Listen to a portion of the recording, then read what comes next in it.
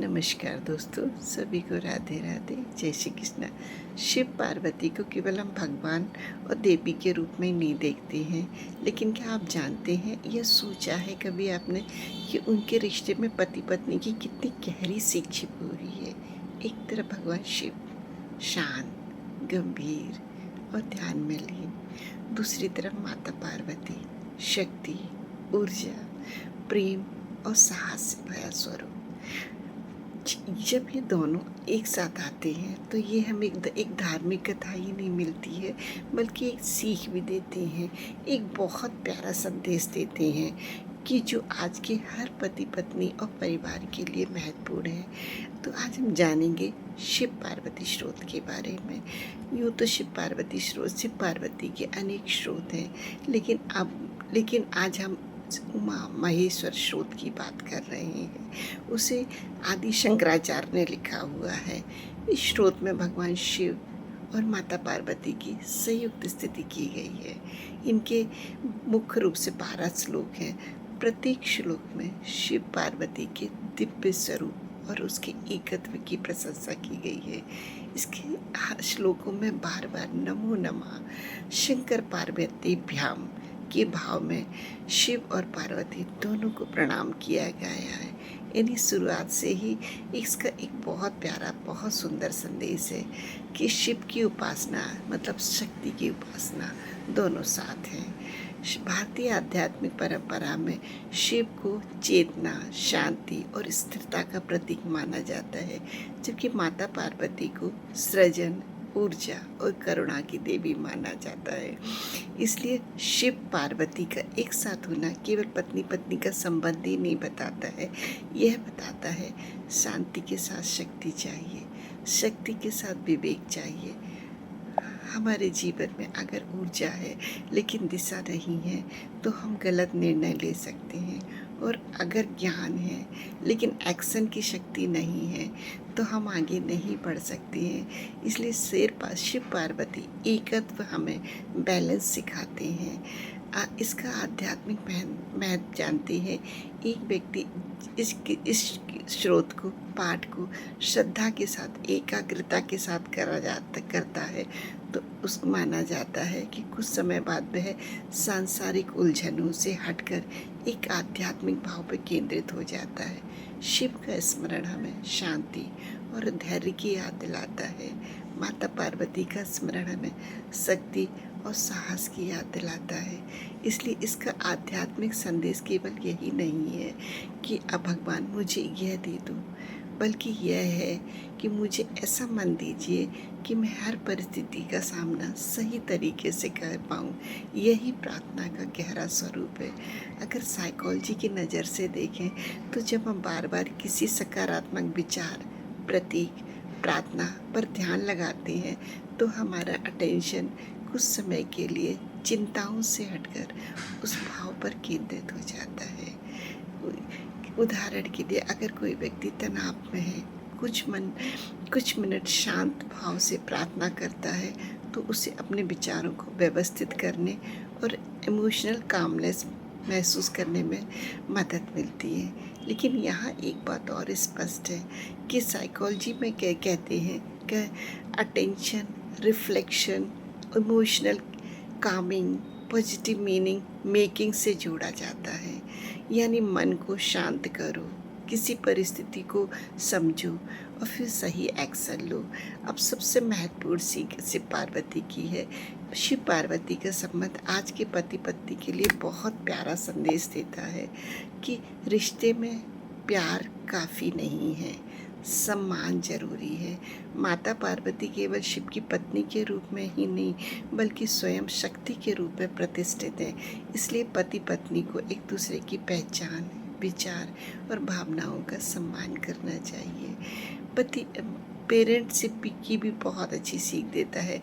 पति पत्नी को एक दूसरे को कंप्लीट करने की ज़रूरत नहीं है। रिश्ता यह नहीं है कि कौन बड़ा है, बल्कि यह है कि हम दोनों मिलकर जीवन में कैसे बेहतर कर सकते हैं।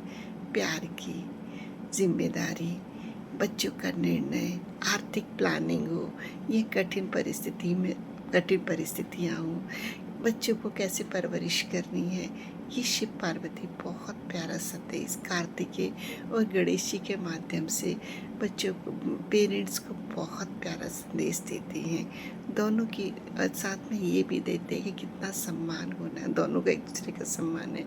शिव पार्वती ये भी सिखाते हैं कि दोनों की राय महत्वपूर्ण होना चाहिए। एक अच्छा जीवन साथी वह नहीं है जो दूसरों को कंट्रोल करे, बल्कि वह है जो कहे तुम आगे बढ़ो, मैं तुम्हारे साथ हूँ। पति पत्नी के सपनों का सम्मान करे, पत्नी पति के संघर्ष को समझे। दोनों एक दूसरे के कमज़ोर करने के बजाय एक दूसरे की स्ट्रेंथ बने। मतभेद होना गलत नहीं है। आज के रिश्तों में एक बड़ी समस्या है, हम डिसएग्रीमेंट, डिसरिस्पेक्ट समझ लेते हैं। पति पत्नी की सोच अलग हो जाती है, मतभेद हो जाते हैं, लेकिन इसका मतलब यह नहीं कि रिश्ता खराब हो गया। ज़रूरी है दोनों बात करें, दोनों सुने, समाधान खोजें। मतभेद हो सकते हैं, लेकिन मनभेद को बढ़ाना ज़रूरी नहीं है। आत्मसम्मान बहुत ज़रूरी है। शिव पार्वती के रिश्ते से यह सीख भी ली जा सकती है, प्रेम का अर्थ अपनी पहचान खो देना नहीं है। एक स्वस्थ रिश्ते में प्यार हो, सम्मान हो, संवाद हो और इंडिविजुअल भी हो। समझौता रिश्ते का हिस्सा हो सकता है, लेकिन लगातार अपमान और गलत व्यवहार को सहते रहना प्रेम नहीं है। जीवन के लिए शिव पार्वती का संदेश है कि अगर हम शिव पार्वती के भाव को अपने जीवन में उतारें तो ये हमें बहुत सुंदर और संदेश देते हैं कि शिव से सीखिए शांत रहना, पार्वती से सीखिए अपनी शक्ति को पहचानना, शिव से सीखिए धैर्य, पार्वती से सीखिए साहस और दोनों से सीखिए प्रेम के साथ सम्मान और शक्ति के साथ संतुलन।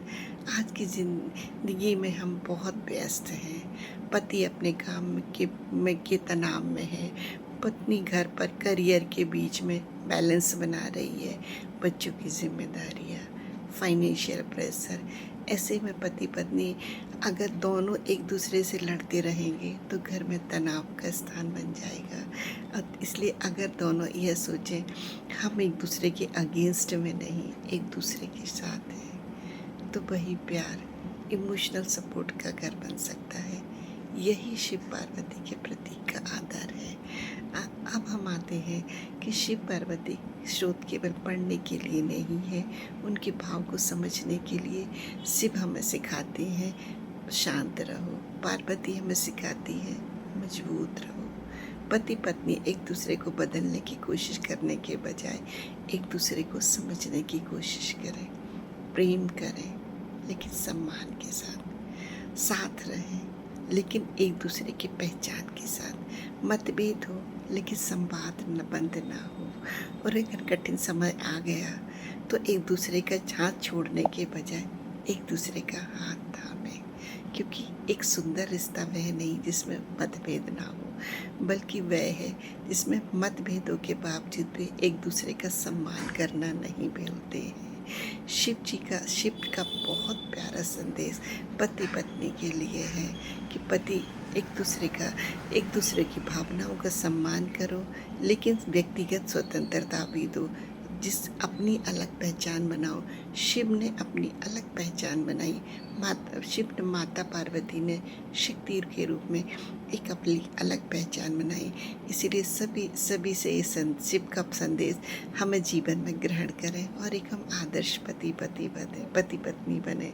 हर हर महादेव। जय माता पार्वती की, जय बोले, जय शिव शंकर जी की, जय श्री सीताराम, जय श्री हनुमान। हर हर पति, हर हर महादेव, हर हर पति, हर हर महादेव। धन्यवाद। वीडियो देखने के लिए सभी को धन्यवाद।